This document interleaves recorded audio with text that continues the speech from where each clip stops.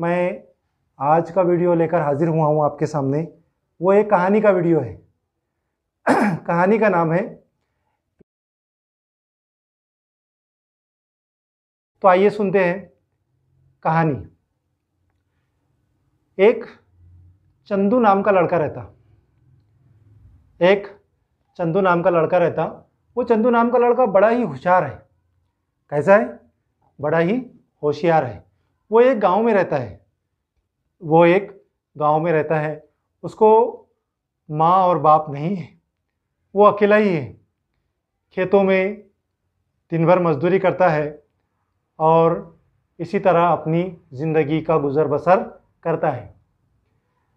खेतों में मेहनत मजदूरी करके उसने एक अपना छोटा सा घर बनाया और उसके अंदर वो खुशहाल रहता है। लेकिन उसी गांव के कुछ लोग उससे बड़े जलते हैं, उससे बड़ी जलन रखते हैं और हमेशा उसका बुरा करने की सोचते हैं। एक दिन गांव के वो कुछ लोग जो है वो एक प्लान बनाते हैं कि आज रात क्या करेंगे, हम चंदू जब सो जाएगा तो बाहर से दरवाज़ा लगा देंगे और उसके पूरे घर को जला देंगे, जलाकर राख कर देंगे। इसी तरीके से जब रात होती है, चंदू अपने घर में सो जाता है, तो सोने के बाद वो उस घर को आग लगा देते हैं, जला देते हैं। उस जलते हुए घर से बड़ी मुश्किल से चंदू बाहर निकलता है। बड़ी मुश्किल से वो अपनी जान बचाता है। पूरा घर उसका जल जाता। उसे बड़ा दुख होता कि मैंने इन लोगों का क्या बिगाड़ा था जो इन्होंने मेरे घर को जला दिया है। वो बहुत दुखी होता, बहुत रोता, लेकिन कोई उसकी मदद नहीं करता। उसके बाद जब सुबह होती है, सुबह होने के बाद वो अपने घर की राख एक बोरे में भर लेता। बोरा कहते हैं, एक जवारी का, गेहूं का जो बोरा होता है जिसको थैला भी कहते हैं, उसके अंदर वो राख भर लेता और बैलगाड़ी में डालकर जंगल की तरफ चले जाता। मैंने पहले ही आपको कहा था कि चंदू जो है वो बहुत होशियार है। चंदू जो है वो कैसा है? बहुत ही होशियार। वो जब उस गाड़ी के अंदर राख लेकर जंगल की तरफ चला जाता है, गाड़ी के अंदर वो बोरा होता है जिसमें राख भरी भी होती है, और वो जंगल की तरफ चला जाता है। जंगल की तरफ चले जाने के बाद जब वो जंगल के अंदर जाता है तो देखता है कि बादशाह रास्ता भटक गया है। बादशाह जंगल में शिकार खेलने के लिए जाता है और वो रास्ता भटक जाता है। चंदू उसको देख लेता। देखने के बाद में चंदू उसको पहचान लेता कि बादशाह जो है वो जंगल का रास्ता भूल गया है और ये हमारा बादशाह है। वो बादशाह चंदू को रोकता है और रोकने के बाद शहर का रास्ता उससे पूछता है। चंदू उससे पूछता है कि तुम कौन हो? बादशाह कहता है कि मैं एक आम शहरी हूँ, मैं शहर में रहने वाला एक नागरिक हूँ, एक इंसान हूँ। मैं रास्ता भूल गया हूँ, शहर का रास्ता भूल गया हूँ, आप मुझे रास्ता बताइए। चंदू उसको कहता है कि देखो भाई साहब, मेरे इस बैलगाड़ी के अंदर ये जो बोरा है इसमें हीरे जवाहरात भरे हुए हैं। इसमें क्या है? इसमें हीरे जवाहरात भरे हुए हैं।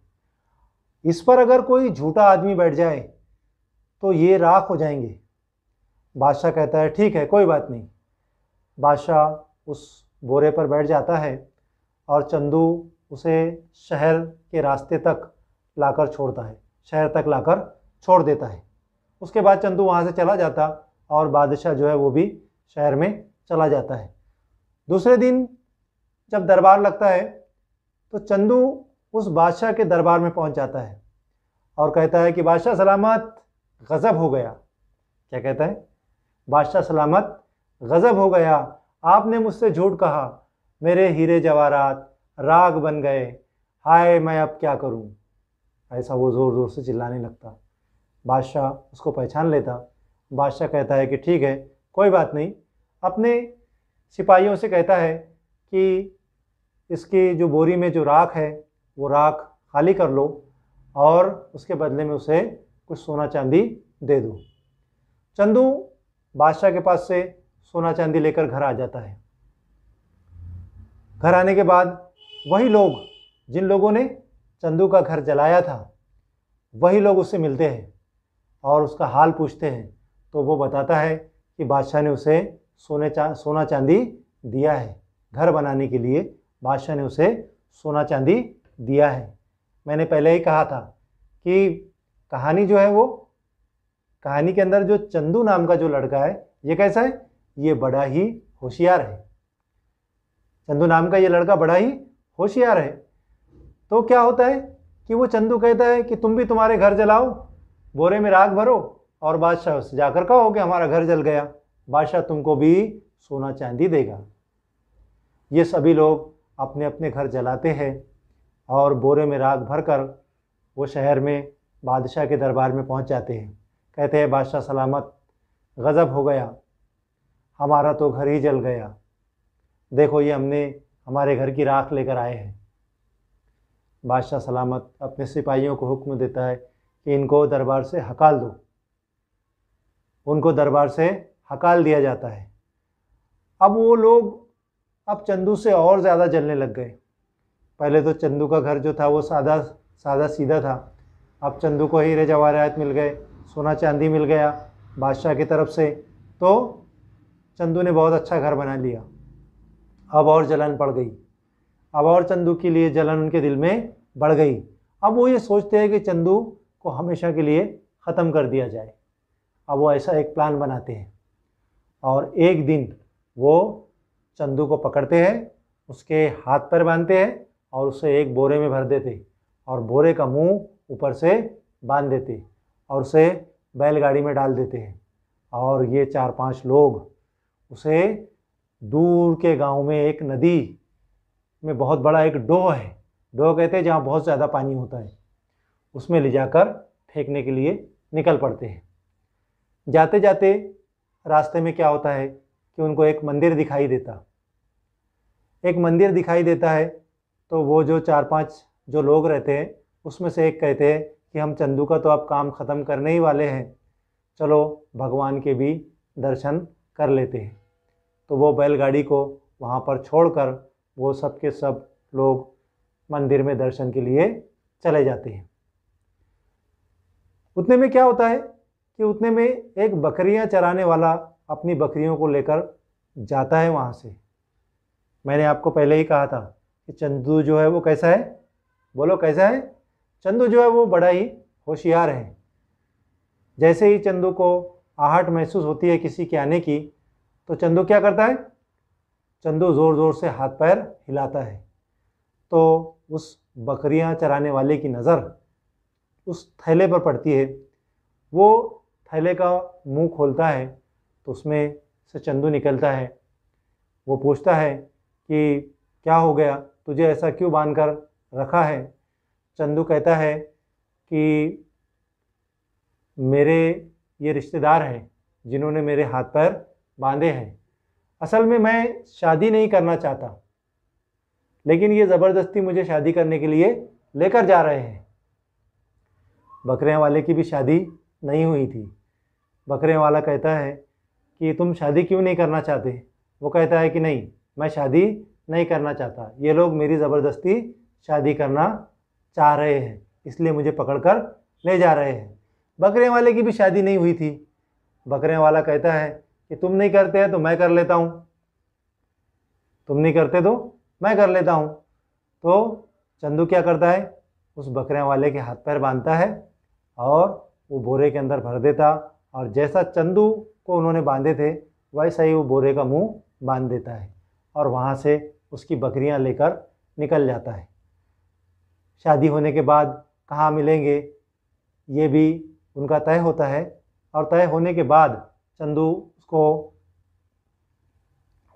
उसके हाथ पैर बांध देता है, उसके हाथ पैर बांध देता है और बकरियां लेकर वहाँ से निकल जाता है।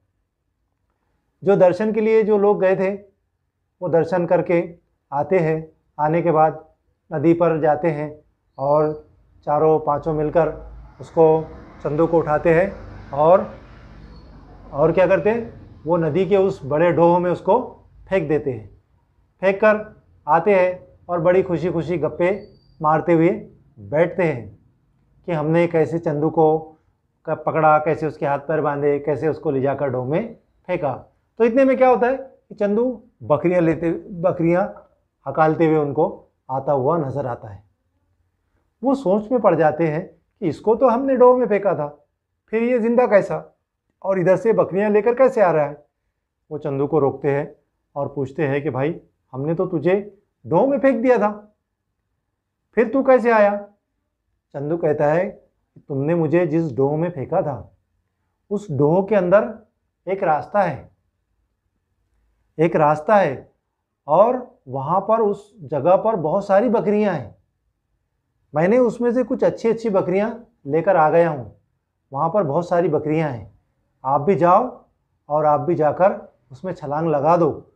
उसके बाद आगे तुमको रास्ता दिखाई देगा, उस रास्ते पर चले जाना, वहाँ बहुत सारे बकरियां हैं, जो जो भी तुमको बकरियां अच्छी लगी वो लेकर आ जाना। ये सारे लोग वैसे ही उठते हैं, फिर बैलगाड़ी में बैठकर उस नदी पर जाते हैं और जाने के बाद में उस ढोह में कूदी मार देते हैं। उस ढोह में जैसे ही कूदी मारते तो ये चारों पांचों भी जो है वो पानी में डूबकर मर जाते हैं। इस तरीके से चंदू अपना बदला ले लेता है। तो मेरे प्यारे साथियों, आपको ये कहानी अगर पसंद आए तो आप इसे लाइक कीजिए और कमेंट्स बॉक्स में लिखिए कि कहानी आपको कैसी लगी।